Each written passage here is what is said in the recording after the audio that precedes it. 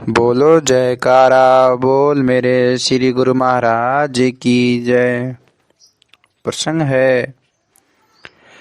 इस प्रसंग का अभिप्राय यह है कि मनुष्य ने जो कर्म धर्म उपासना आदि फल की इच्छा रखकर किए, उनके परिणाम स्वरूप उसे मिला क्या? स्वर्ग के अथवा शरीर के सुख भोग जोगी क्षणभंगुर हैं।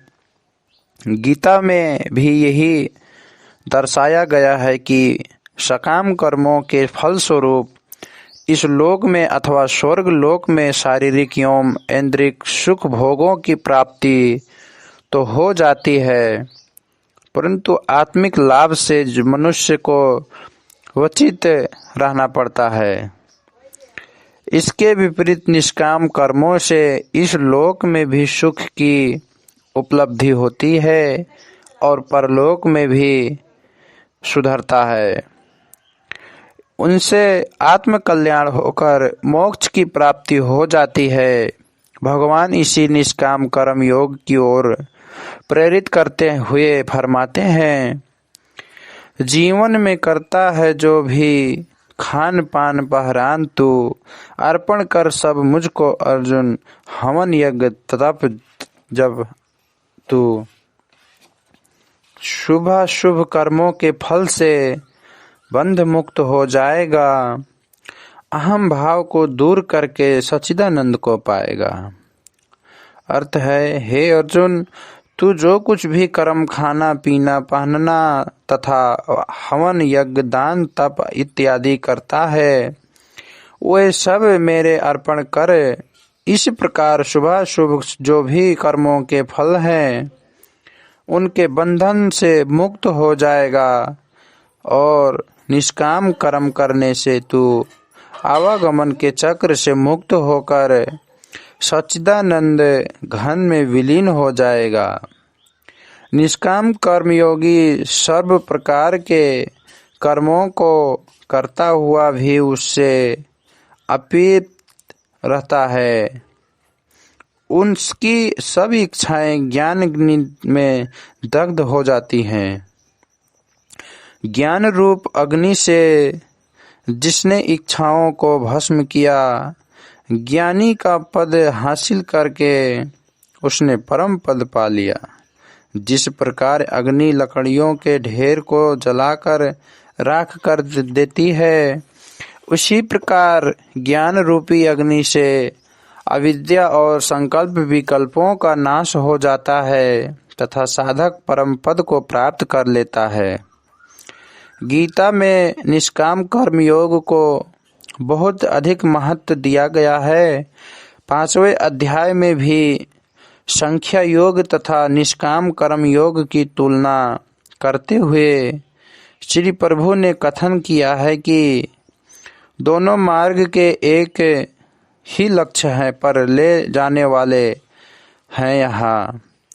कोई न कहे कि केवल निष्काम कर्म योग से ही मानव अपने लक्ष्य पर पहुँचेगा और संख्या योग से नहीं, किंतु संख्या योग को अपनाना सबके लिए सुगम नहीं, क्योंकि संख्या योग का मार्ग जिसमें कर्मों को पूर्णतः त्याग कर मात्र साधन अभ्यास करता होता है, सर्वसाधारण के लिए अति निष्काम दुष्काम मार्ग है। इसके विपरीत निष्काम कर्म योग का मार्ग सरल है तथा जबकि समझ में आने वाला है। निष्काम कर्म योगी का खाना पीना सोना आदि सब शरीर के निमित्त मात्र होते हैं। यज्ञ दान तप आदि करते हुए उसमें फल की इच्छा निहित नहीं होती। उसके सब कर्म आकस्मिक होने के कारण बंधन के हेतु नहीं बनते। वह मनुष्य संसार में इस प्रकार विचरता है जैसे कि कर्म बंधन न बांध सके। निष्काम कर्म करता है जो पंकज अलिप रहे, जो जल में ऐसे आकर्मक पुरुष है। वह प्राणी कर्मों के फल की इच्छा को त्याग कर संसार में ऐसे विचरण करता है जैसे सरोवर में कमल का फूल पानी में रहता हुआ पानी से जीवन प्राप्त करता है, परंतु उसके पत्तों को पानी भिगो नहीं सकता। ज्यों-ज्यों पानी तालाब में बढ़ता है त्यों-त्यों कमल का फूल ऊपर ही उठ जाता है। इस प्रकार उसके पत्ते सदैव शुष्क रहते हैं। निष्काम कर्मयोगी भी इसी प्रकार ही कर्म के फल की अभिलाषा को त्याग कर मोक्ष रूपी सुख को प्राप्त करते हैं, अर्थात संसार में रहते हुए संसार से अलिप्त रहकर जीवन मुक्ति का आनंद लेते हैं। वेदों में यज्ञ, हवन, तप, दान आदि को महत्व दिया गया है। प्रत्येक कार्य में भी कोई न कोई गूढ़ रहस्य छिपा होता है जिसको केवल उसके भेदी ही जानते हैं। यज्ञ, दान, तप आदि कर्म करने से सत्पुरुष मना नहीं करते। शुभ कर्मों की ओर प्रवृत्त करने के लिए ही तो ऋषियों मुनियों ने ये साधन बनाए हैं, परंतु इन साधनों के रहस्य से परिचित होना है।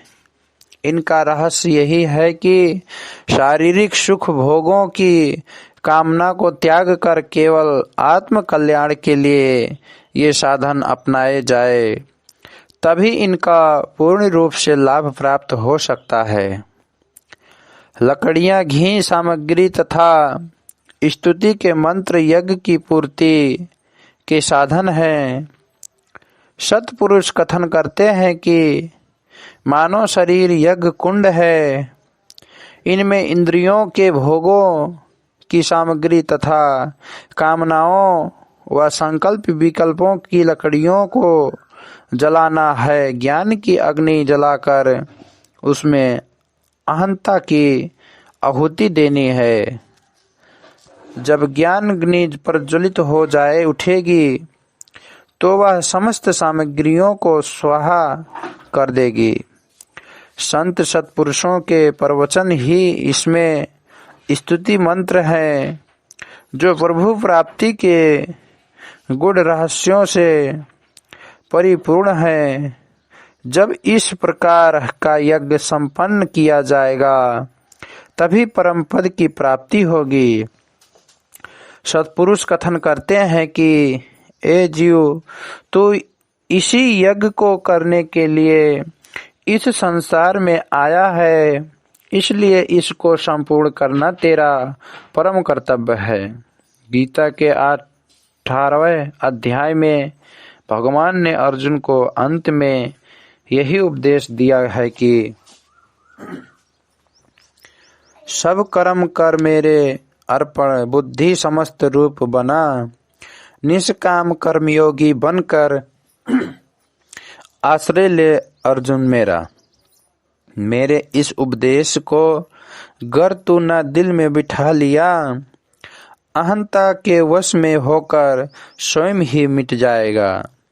प्रेम और निष्काम भाव से काम करे जो प्राणी भी, उससे बढ़कर और ऐ अर्जुन मुझको नहीं प्रिय कोई।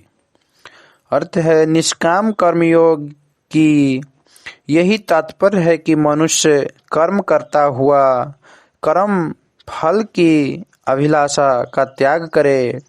यही महान यज्ञ है तथा लक्ष्य प्राप्ति का सुगम साधन है। श्री प्रभु कथन करते हैं कि ये अर्जुन, तू निष्काम कर्म के मार्ग को अपना, सब कर्मों को करता हुआ उसके फल को मुझे समर्पित कर दे। जो प्राणी निष्काम भाव से धर्म कर्म आदि करता हुआ है वही मुझे प्रिय है, क्योंकि वह इस संसार में रहता हुआ भी इससे निर्लिप्त रहता है। वह आवागमन में से मुक्त हो जाता है। इस प्रकार सकाम तथा निष्काम कर्मों का स्पष्टीकरण करते हुए भगवान श्री कृष्ण जी ने अर्जुन को कर्तव्य पथ का बोध कराया तथा अंत में यही ज्ञानोपदेश दिया कि कर्तव्य कर्मों को निष्काम भाव से करना ही जीव का परम धर्म है। इसी से ही परम पद की प्राप्ति होती है। बोलो जयकारा बोल मेरे श्री गुरु महाराज जी की जय।